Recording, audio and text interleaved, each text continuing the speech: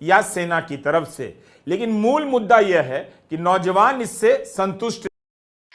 Hello दोस्तों, स्वागत है आपका एक और न्यू वीडियो में। आज की इस वीडियो में हम लोग बहुत ही इम्पोर्टेंट टॉपिक पर रिएक्शन कर रहे हैं। एक न्यूज़ निकलकर सामने आ रही है रवीश कुमार सर की।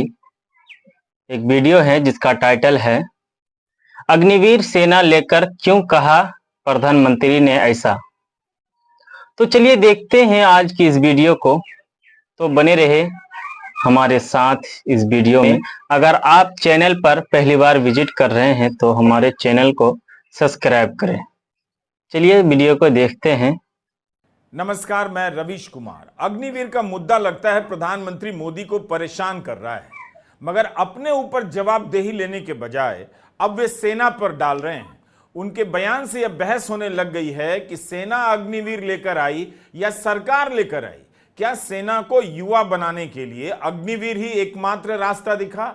दुनिया की सेनाओं की तुलना में भारत की सेना युवा है या नहीं, अब इस पर बहस होने लग जाएगी, क्योंकि प्रधानमंत्री मोदी ने कह दिया कि सेना को युवा बनाने के लिए किया जा रहा है। इससे कहीं बेहतर है इस योजना पर सरकार टुकड़ों टुकड़ों में यहां वहां बात ना करे, बल्कि संसद में सभी के बीच एक मुश्त चर्चा करे, जिससे सारी बातें साफ हो जाएं। प्रधानमंत्री मोदी ने आज अग्निवीर योजना की तारीफ की और कहा कि इससे भारतीय सेना युवा बनेगी। लेकिन सवाल उठ रहा है कि जो युवा इस योजना में जाएगा वो युवा रहते ही बेरोजगार हो जाएगा, नौकरी से बाहर कर दिया जाएगा।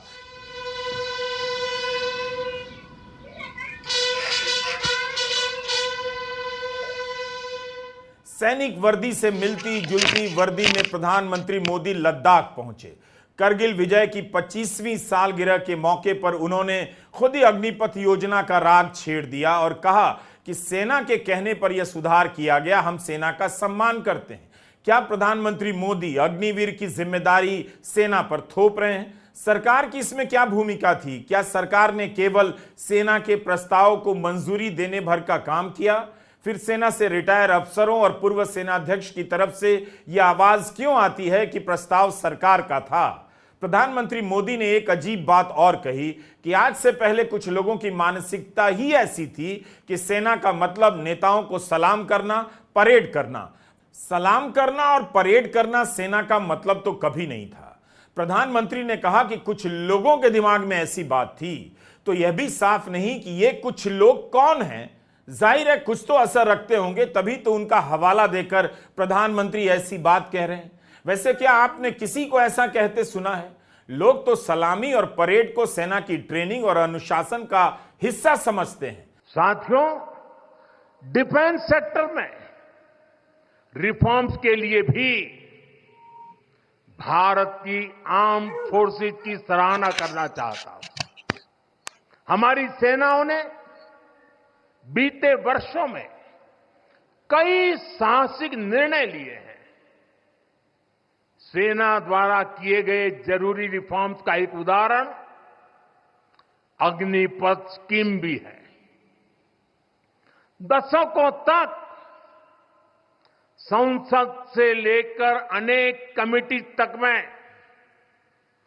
सेनाओं को युवा बनाने पर चर्चाएं होती रही है। भारत के सैनिकों की औसत आयु, एवरेज एज, ग्लोबल एवरेज से ज्यादा होना, ये हम सबकी चिंता बढ़ाता रहा है। इसलिए ये विषय बरसों तक अनेक कमिटियों में भी उठा, लेकिन देश की सुरक्षा से जुड़ी इस चुनौती के समाधान की पहले इच्छा शक्ति नहीं दिखाई गई। शायद कुछ लोगों की मानसिकता ही ऐसी थी कि सेना मतलब नेताओं को सलाम करना, परेड करना। बेशक सेना में सुधार की चर्चा होती रही है, लेकिन किसी ने अग्निवीर का सुझाव दिया था? क्या अग्निवीर योजना इसलिए लाई गई कि भारत की सैनिकों की औसत आयु ग्लोबल औसत से ज्यादा थी? विवाद तो इस बात को लेकर है कि 4 साल में ही सेना से बाहर कर दिए जाएंगे, पर्याप्त सुरक्षा नहीं मिल रही, उनकी सैलरी बहुत कम है। क्या प्रधानमंत्री बताना चाहेंगे कि अग्निवीरों को जो सैलरी दी जाती है वो सैलरी ग्लोबल औसत में किसके मुकाबले ज्यादा है, किस देश से ज्यादा है? सवाल है कि अग्निवीर को लेकर पूरी बात नहीं होती है। प्रधानमंत्री के अनुसार अग्निपथ स्कीम सेना का निर्णय है, लेकिन सेना के कई पूर्व अधिकारी, रणनीतिकार इस योजना का विरोध भी कर रहे हैं और सवाल भी उठा रहे हैं। कांग्रेस अध्यक्ष मल्लिकार्जुन खड़गे ने ट्वीट कर प्रधानमंत्री के बयान की आलोचना की है।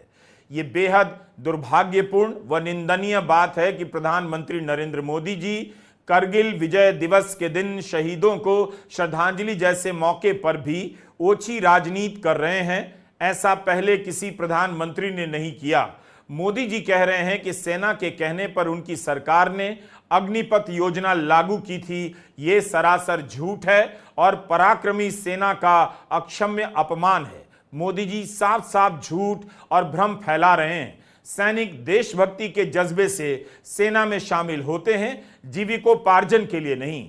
कई सेवानिवृत्त अधिकारियों ने इस योजना की कड़ी आलोचना करते हुए कहा है कि यह राष्ट्रीय सुरक्षा और ग्रामीण युवाओं की देशभक्ति भावनाओं से खिलवाड़ की तरह है। इसलिए इस योजना को पूरी तरह से समाप्त कर दिया जाना चाहिए। यह सब रिकॉर्ड पर है। खड़गे का बयान काफी लंबा है, हमने छोटा हिस्सा दिखाया। स्पीकर सर, देश की सेना जानती है, पूरा देश जानता है कि अग्निवीर स्कीम सेना का स्कीम नहीं है, पीएमओ का स्कीम है। और पूरी सेना जानती है कि स्कीम प्राइम मिनिस्टर का ब्रेन चाइल्ड था, स्कीम सेना का ब्रेन चाइल्ड नहीं था। लोकसभा में राहुल गांधी ने तो साफ साफ कहा कि अग्निवीर की योजना सेना की तरफ से नहीं लाई गई।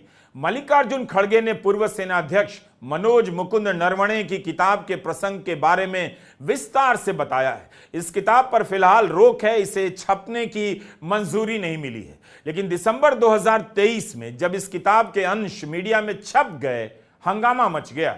इन अंशों को पढ़कर लगता है कि सेना का प्रस्ताव कुछ और था, सरकार का कुछ और। आप इस पर हमारे पुराने वीडियो देख सकते हैं। दिसंबर 2023 में समाचार एजेंसी पीटीआई ने किताब के अंश छापे थे। इसमें एमएम नरवणे लिखते हैं कि सैन्य बलों को सरकार की अग्निपथ स्कीम का अनुमान नहीं था। सैन्य बल सरकार के इस प्रस्ताव से हैरान थे। नरवणे ने लिखा है कि सेना इस बात को लेकर हैरत में थी, लेकिन नौसेना और वायुसेना के लिए तो ये bolt out of the blue था, यानी जोरदार झटके के समान। सेना ने 75% अग्निवीरों को सेना में रखे जाने की वकालत की, साथ ही मांग की कि उन्हें बेहतर सैलरी मिले, जबकि प्रस्ताव में पहले 20,000 महीना दिया जाना था। नरवणे ने लिखा है कि यह अस्वीकार्य था और सेना की दखल के बाद इसे बढ़ाकर 30,000 किया गया। नरवणे लिखते हैं कि नवंबर 2020 में एक मीटिंग हुई जिसमें पहली बार इसी में अग्निवीर और अग्निपथ शब्दों का इस्तेमाल हुआ। पीएमओ का सुझाव था कि 5 साल बाद 25% ही जवान सेना में रह जाएं, बाकी बाहर हो जाएं। नरवणे के अनुसार यह अव्यवहारिक सुझाव था, क्योंकि 6 से 8 महीने तो सिर्फ बुनियादी ट्रेनिंग और तैनाती में लग जाते हैं। इसके अलावा रिलीज होने की प्रक्रिया में भी 6 महीने लगते हैं, जिससे किसी भी जवान का कार्यकाल करीब 2 साल ही रह जाता है। इस पर कुछ समय तक बहस चली और आखिर में बीच का एक रास्ता निकाला गया कि 4 साल बाद एक बार में ही निश्चित संख्या में जवान सेना में रख लिए जाएंगे, बाकी निकाल दिए जाएंगे। इस किताब के अंश की रिपोर्टिंग होने लगी। फिर खबर आई कि इस किताब के लिए छपने से पहले मंजूरी नहीं मिली थी। इसकी समीक्षा के लिए एक कमेटी के पास किताब भेज दी गई। अंतिम फैसला कब होगा, क्या होगा, किसी को पता नहीं। 20 जुलाई 2024 के इंडियन एक्सप्रेस में जनरल नरवणे की किताब 4 स्टार्स ऑफ डेस्टिनी से जुड़ी खबर छपी है। लिखा है कि यह किताब 6 महीने से रुकी हुई है और अब प्रकाशक पेंगुइन रैंडम हाउस इसे साल के अंत से पहले लाने की नहीं सोच रहा है। रक्षा मंत्रालय ने किताब की पांडुलिपि में बदलाव सुझाए हैं जिन पर विचार होना है। इसके पहले जब जनवरी 2024 में किताब के रोके जाने और इसकी समीक्षा की खबर पहली बार आई तो जनरल नरवणे ने एक्सप्रेस से कहा था, मैंने जो करना था कर दिया और कई महीने पहले ही पांडुलिपि प्रकाशक के पास जमा करवा दी थी। किताब आने में देरी होगी या नहीं ये प्रकाशक ही बताएंगे। उनसे ही संपर्क किया गया है और वे मुझे सभी कुछ नहीं बताने वाले हैं। इंडियन एक्सप्रेस ने जब उनसे संपर्क किया यही जवाब आया कि कुछ नहीं बोलना चाहते हैं। उन्हें लिखने में आनंद आया, यही काफी है। सवाल ये नहीं कि उन्हें आनंद आया या नहीं आया, सवाल तो कुछ और है कि पूर्व सेनाध्यक्ष ने एक किताब लिखी, प्रकाशक ने प्रचार कर दिया और आज तक छपी नहीं। जरूर उन्हें लिखने में मजा आया होगा, लेकिन क्या वे नहीं चाहते थे कि किताब छपे और पाठक पढ़ें? क्या अपने लिए छपवा रहे थे? लिखी तो सबके लिए थी। एक पूर्व सेनाध्यक्ष की किताब का मसला है कि ये किताब छप रही है या नहीं छप रही है। सबने ऐसे चुप्पी ओढ़ ली है जैसे कोई बात ना हो। कम से कम उन्हें इतना तो बोलना चाहिए कि दिसंबर 2023 में पीटीआई ने जो छापा वो सही है या गलत, उस पर वे कायम है या नहीं। क्या उन्होंने गलत बात लिखी, किताब में वैसा ही लिखा है या नहीं, ये सब तो उन्हें कहना चाहिए। लेकिन एकदम से उन्होंने चुप्पी ओढ़ ली। यह योजना किसके कहने पर लाई गई, इसे लेकर रक्षा मंत्री राजनाथ सिंह के 2 बयान सुनाना चाहता हूं। 18 जून का भी एक बयान है कि उनकी सरकार ने सबसे राय परामर्श की है। उस बयान में वे सेना का नाम नहीं लेते, लेकिन पूर्व सैनिकों से राय लेने की बात करते हैं। फिर लोकसभा में कहते हैं 158 संगठनों से राय ली गई। ये 158 संगठन कौन है इसकी जानकारी नहीं है। लोकसभा में राजनाथ सिंह सीधे तौर पर सेना का नाम नहीं लेते हैं। मैं नेता प्रतिपक्ष से विनम्रता पूर्वक अनुरोध करना चाहता हूं कि कृपया वह सदन को गुमराह करने की कोशिश न करें। अग्निवीर योजना के संबंध में बहुत सारे लोगों से 158 ऑर्गेनाइजेशन के साथ सीधा संवाद स्थापित हुआ है, उनके सुझाव लिए गए हैं, तब यह अग्निवीर योजना लाई गई है और बहुत सोच समझकर यह योजना लाई गई है। ये कौन से 158 संगठन हैं जिनके साथ अग्निवीर को लेकर सीधा संवाद हुआ? कब हुआ? क्या इतनी खुली चर्चा हुई और किसी को पता नहीं चला? तभी पता चला जब इसका ऐलान हुआ। प्रधानमंत्री मोदी ने एक और बात कही जिसे समझने का प्रयास कर रहा हूं, पहले आप सुन लीजिए। मैं तो हैरान हूं कुछ लोगों की समझ को क्या हुआ है, उनकी सोच को क्या हो चुका है।